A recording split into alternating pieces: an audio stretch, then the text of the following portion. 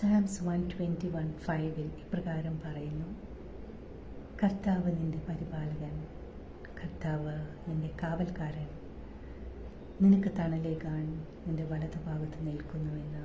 അതേ പ്രിയരെ, നിങ്ങൾ എത്ര പേർ വിശ്വസിക്കുന്നു കർത്താവ് എന്നും എപ്പോഴും എവിടെയും നമുക്ക് കാവലായും തണലായും നിൽക്കുന്നുണ്ട് എന്ന്?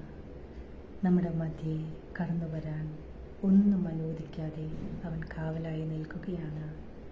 കർത്താവിൻ്റെയും നമ്മുടെ മധ്യേ ഒരാപത്തും ഒരപകടവും ഒരനർത്ഥവും വരാത്തവണ്ണം നമ്മളെ അത്രമാത്രം പരിപാലിക്കുകയും സൂക്ഷിക്കുകയും ചെയ്യുകയാണ്.